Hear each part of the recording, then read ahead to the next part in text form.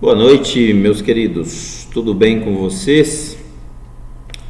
Espero que sim, na medida do possível, né? Gente, aula hoje de número 2 a disciplina nossa é higiene do trabalho. Durante a disciplina aqui, durante a apresentação dos slides, gente, vale lembrar que eu vou me referir muito ao termo higiene ocupacional, tá? Então, repare bem que eu coloquei conceitos básicos, higiene do trabalho / ocupacional, porque o correto hoje é a higiene ocupacional. Só que a grade curricular das escolas, de maneira geral, ainda trata de higiene do trabalho, tá bom? Então, veja bem, nos slides, o nome do arquivo vai vir com higiene do trabalho. Mas quando eu for decorrer, quando eu for descrever o material aqui, ó, vai estar higiene ocupacional. Não é para fazer confusão, tá, gente? Então, definição: o que é a higiene ocupacional? Também conhecida como higiene do trabalho ou higiene industrial. É uma ciência que tem por objetivo antecipar, reconhecer, avaliar e controlar os riscos. De repente vocês me falam assim: ó, Thiago, mas isso aí você passou na definição do que é segurança do trabalho. Diferente. Segurança do trabalho é uma ciência que visa a prevenção de doenças do trabalho, doenças profissionais, incidentes, acidentes do trabalho, com base na antecipação, reconhecimento, avaliação e controle. Ok. A higiene ocupacional tem um foco na saúde.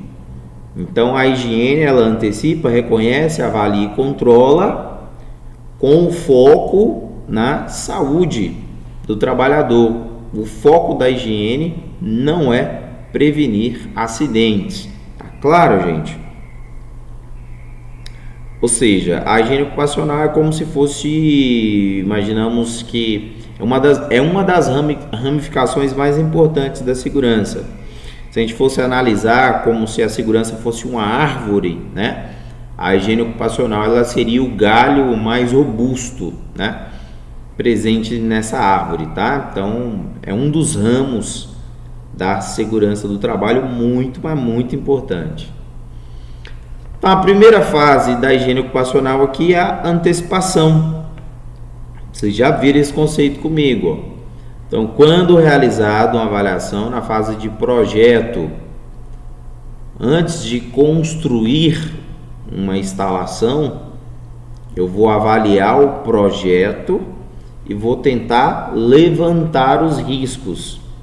Então, veja bem, antes da construção de instalações, edificações, antes de eu comprar ou adquirir minha máquina, meu equipamento, antes de chegar no meu ambiente, eu vou modificar o projeto de tal forma que eu consiga eliminar ou reduzir alguns riscos de maneira considerável. Então, isso nós chamamos de antecipação. O que a gente pode citar como exemplos de antecipação de risco? Veja bem, identificar os riscos da construção de um edifício antes do início das obras. Antes do início das obras, no projeto eu vou prever ali que um determinado setor vai ter muita liberação de poeira. Então eu vou modificar o projeto de tal forma que eu garanta, exemplo, uma ventilação melhor. Na fase de projeto vai ficar instalado de repente 3 equipamentos próximos de um local, um guincho, 2 bitoneiras, como exemplo. Então a intensidade do ruído vai ser bem considerável. Aí no projeto eu vou aumentar o distanciamento de segurança desses equipamentos antes de construídos ou instalados, para não me gerar um retrabalho.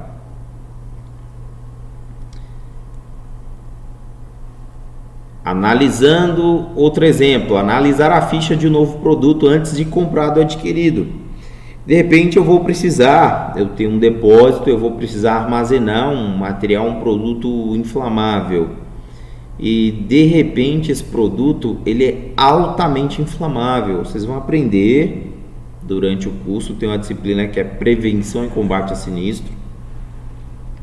E aí vocês vão aprender que a inflamabilidade do material é determinado pelo seu ponto de fulgor. Então, analisando e estudando o ponto de fulgor deste produto, foi identificado que ele é muito, ou melhor, altamente inflamável. Então, antes de comprar, não, vou fazer a troca de um produto aqui, que vai me atender. Exemplo, queria comprar gasolina para abastecer meus veículos, mas a gasolina é muito inflamável, é muita máquina e muito equipamento, então eu vou substituir a gasolina pelo diesel, porque o diesel ele é menos inflamável do que a gasolina, então eu vou conseguir armazenar mais, com mais segurança, tá bom? Isso é muito importante. Um outro exemplo, vai chegar um produto químico na minha empresa, esse produto químico ele é reativo com água, e aí de repente o local onde esse produto vai ficar armazenado tem muita umidade, tem água passando no processo. Não, então nesse caso não vai ser feita a compra do produto, eu vou fazer a substituição. Então olha só que interessante. Um outro exemplo, estudo das medidas, né, o dimensionamento de mobiliário de trabalho. Imaginem vocês, isso a gente faz na nossa casa, né? Eu quero comprar lá, de repente, um guarda-roupa. Aí eu faço a medida lá do quarto e deu 2,80 m. Tá, eu tenho 2,80 m de medida, de comprimento. E de repente você vai lá e compra um guarda-roupa de 3 metros. Não vai dar certo. Então a segurança do trabalho, ela permite isso. Dimensionar mesas, cadeiras, mobiliário de trabalho de maneira correta. E isso é antecipação de risco. Eu, na aula presencial, acredito que eu dei exemplo para vocês, né, de portas, janelas, elevadores, rampas. Então veja bem, eu estou analisando um projeto de uma edificação, e antes do início das obras eu identifiquei de que ali vai ter uma necessidade de construir um elevador. Não é muito mais fácil eu modificar o projeto, não contempla o elevador. Não é muito mais fácil eu alterar o projeto do que depois de construir, derrubar, quebrar a parede e tentar adaptar a instalação de um elevador, gente. Porta, acho que eu citei o exemplo para vocês da porta basculável, né? Essa porta normal que abre. De repente o espaço é bem limitado. Em vez de eu colocar ela basculável, eu vou colocar ela de correr. Então veja bem, janelas. Eu acho que eu citei o exemplo também da escada e rampa, né? Citei o exemplo aí da escada da escola. Então imagine que o ângulo ele é muito considerável, ou o ângulo é mais baixo. De repente seria viável a escola colocar uma rampa em vez de utilizar uma escada. O estudante portador de necessidades especiais teria muito mais facilidade. Este é um belo exemplo. Ah, não, mas o ângulo ficou bem considerável e rampa fica difícil, o risco de queda aumenta. Não, então tem que colocar escada, tá? Então são alguns exemplos aqui da prática da antecipação de risco. Espero, gente, profundamente que vocês estudem, tá? Vá no Google, façam pesquisas, isso é muito importante, tá? Para compensar aí, né, a modalidade de aula que a gente tem, que são poucos minutos. A segunda etapa da higiene ocupacional é o famoso reconhecimento de riscos. Então, o que é um reconhecimento? É quando eu já preciso analisar uma área, um setor, um ambiente, uma edificação já construída e já instalada. Agora aqui eu vou ter que resolver o problema desse rapaz aqui que está trabalhando com esse rompedor, com esse martelete. Porque no projeto lá, na antecipação, não previ que ia ser necessário quebrar o piso. Se eu tivesse previsto na antecipação, talvez não teria essa necessidade. Então olha só, talvez no projeto eu colocasse aqui um sistema automatizado da válvula dessa tubulação. Como eu não previ, o trabalhador vai ter que ir lá fazer força, se expor a risco, porque aqui vai passar algum componente líquido pressurizado ou gás nessa tubulação. Então o reconhecimento já se torna uma tarefa mais árdua, caso a sua antecipação não foi bem feita, né? Exemplos da prática de reconhecimento de riscos. No reconhecimento você tem que estudar todo o processo de uma empresa. Na antecipação é só o projeto. No reconhecimento, estudar os processos de cada empresa. Aí você primeiro tem que saber qual é o ramo que você trabalha. Setor frigorífico, setor de construção civil, setor de mineração, setor de agroindústria, logística, têxtil. Aí você tem que estudar o processo do início, a etapa inicial até a etapa final. Estudar os materiais já utilizados na empresa. Lá no exemplo da antecipação, eu coloquei o exemplo de pesquisar a ficha de um produto químico. Olha só, gente, neste caso aqui o produto já está na empresa. Então vou ter que ir lá, pegar a ficha, estudar a ficha, saber se esse produto está gerando algum tipo de reação, se ele tá tendo interação com ar, com solo, com sol, com água. Aí eu preciso estudar esses materiais já utilizados. De repente, fazer a troca ou a substituição já se tornou mais inviável. Estudar as atividades de operação. Então, o operador, né, as atividades operacionais. Tem que ir lá, gente. Esse é um papel nosso. Nós precisamos aprender a fazer isso. Ir lá, chamar o operador e aprender com ele, tá? Tudo que nós aprendemos é com o trabalhador que coloca a mão na massa. Não usamos de ignorância. Você pode estudar o que você quiser. Você só vai ter conhecimento, só vai ter percepção a partir do momento que você vai ali e pede o operador para ensinar a maneira e a forma que ele está executando um determinado tipo de trabalho, tá? Exemplo, eu estou na indústria da construção e ali tem um operador de bitoneira. Não queira ousar dizer que você conhece dos riscos mais do que o próprio operador da bitoneira. Ah, eu estudei ruído, tá, mas ele ouve a intensidade do ruído. Ah, mas eu estudei poeira, sim, mas ele tem exposição à poeira. Então você tem que ir lá e consultar esse profissional. Isso é uma atividade de operação. Então eu falar, e aí, cara, você opera essa bitoneira, o que você identificou aí de particularidade? Tá bom? Importante. Além do ruído, tá gerando algo a mais? Sim, de repente uma vibração. Tá importante. Estudar as atividades de manutenção e lá conversar com os mecânicos. Manutenção mecânica e manutenção elétrica. Ir lá conversar com o eletricista. Pedir ele para te ensinar como é feita essa atividade de manutenção elétrica. Como é feita essa atividade de manutenção mecânica. Muito importante, tá, gente? Estudar as atividades de empregados de maneira geral. Exemplo, a gente pode colocar áreas administrativas, setor de almoxerifado, um auxiliar administrativo. Então a gente precisa estudar as atividades desses empregados. Estudar subprodutos, caso a empresa ela tenha realmente subprodutos. Eu preciso estudar esse produto, como que ele chega, como que ele é armazenado na empresa, como que ele é processado na empresa, como que ele vai ser distribuído na empresa. Se eu vou estudar o subproduto, obviamente que eu preciso estudar o produto final da empresa, né, gente? Importante. Estudar os rejeitos, resíduos também gerados durante esse processamento. Eu sei lá, eu tenho uma fábrica de produção de alimentos. Qual é o produto? Qual é o subproduto? Qual é o produto final? Quais são os resíduos? Quais são os rejeitos que são gerados? E ali adotar procedimentos de segurança. Tá bom? A avaliação.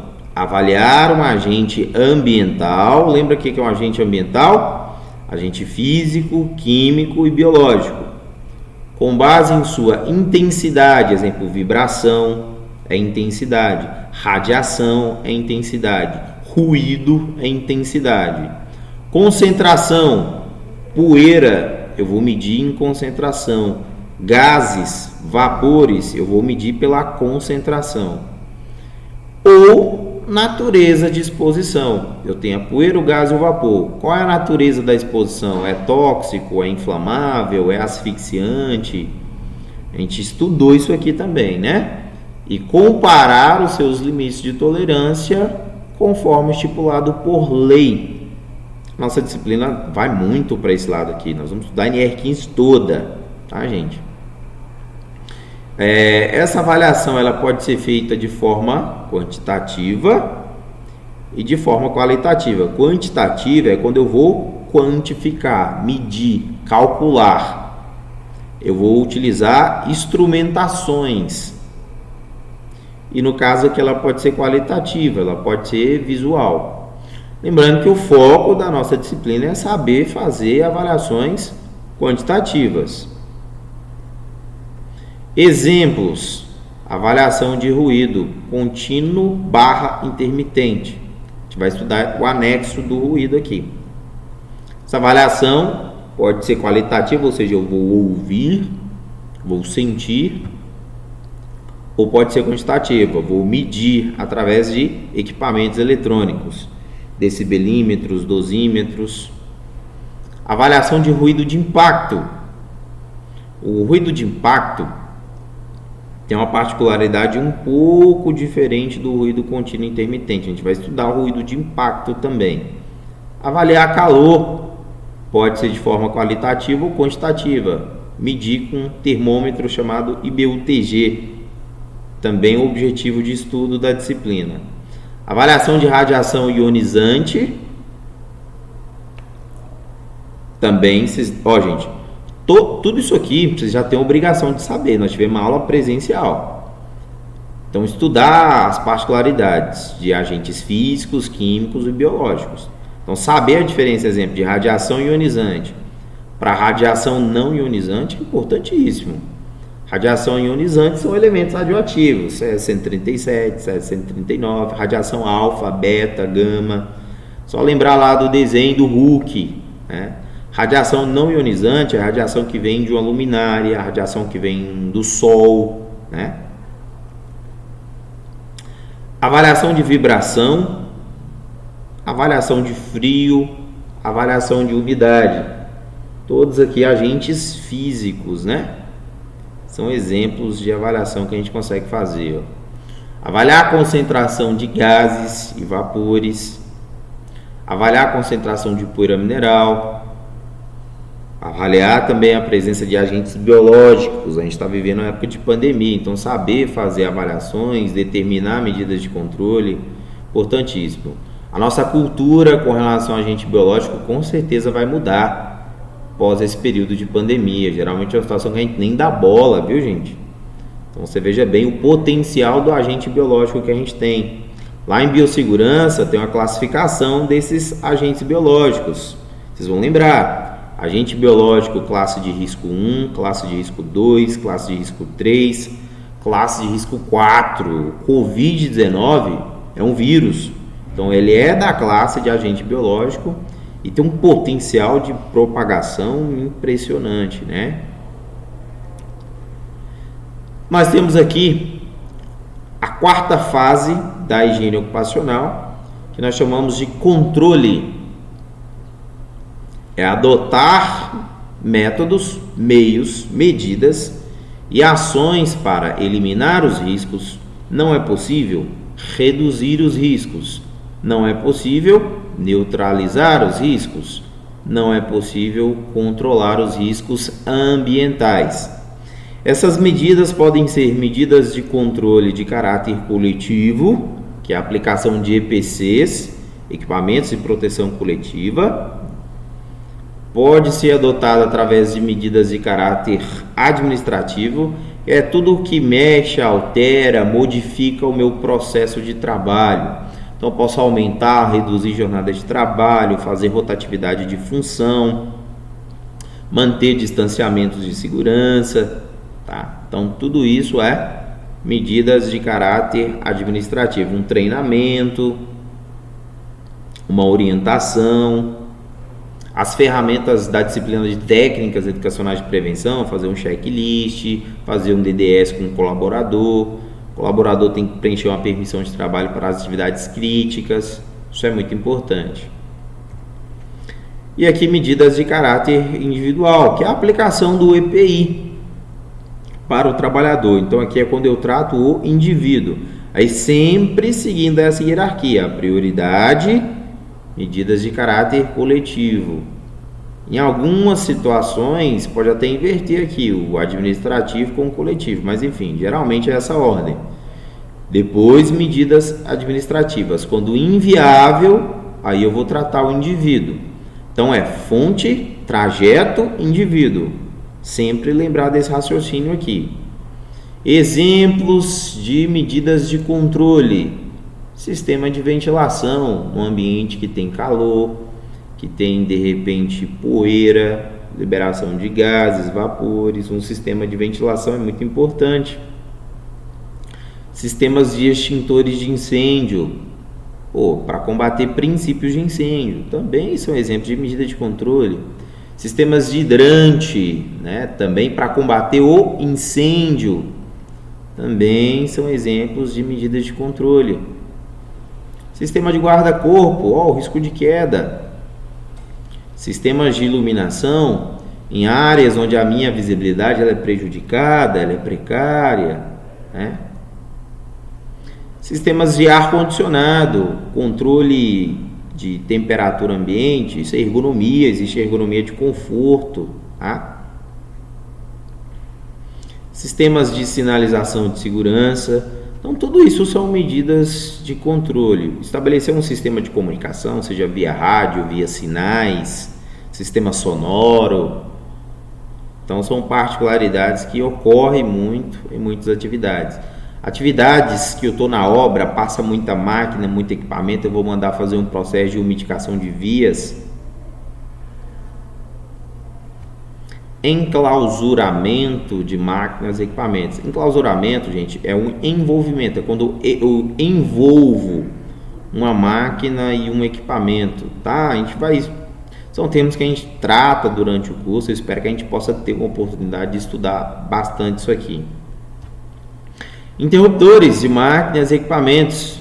Eu dei um exemplo em uma aula aí de dispositivos de intertravamento.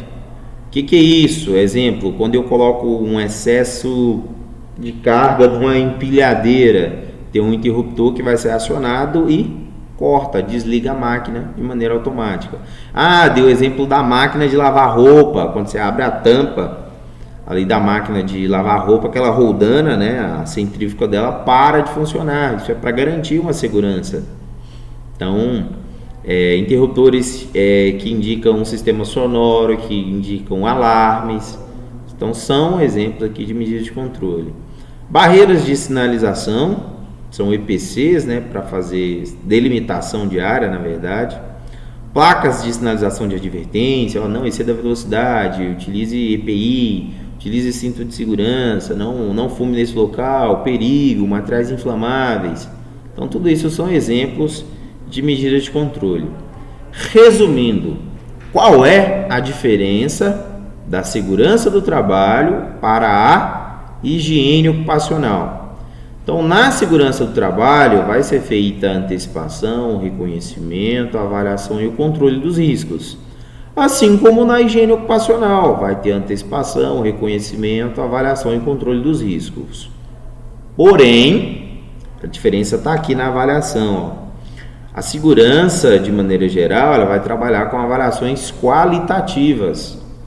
A higiene ocupacional, ela vai trabalhar com avaliações quantitativas. Então, vai ser feita a utilização desta instrumentação aqui, E esta avaliação quantitativa tem o objetivo de saber se a concentração, a intensidade desses agentes está ou não acima do limite de tolerância, do que é tolerável para o trabalhador, e adotar medidas de controle. Então, 90% dos casos o foco é na saúde, tá bom?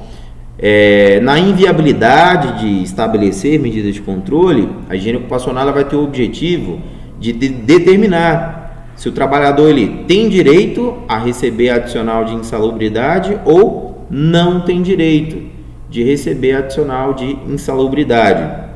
Bacana, gente? A periculosidade também, mas não é uma disciplina específica da higiene ocupacional, mas também a gente pode dizer, ou seja, se resume em aprender a fazer um laudo de adicional periculosidade ou um laudo de adicional de insalubridade, tá? Então esse é o principal ponto aqui e é foco da nossa disciplina. Gente, espero que vocês possam absorver esse conteúdo, espero ter clareado um pouquinho aí para vocês. Qualquer dúvida, perguntas, me chamem aqui, tá? Fiquem à vontade. Abraço, tchau, tudo de bom para vocês.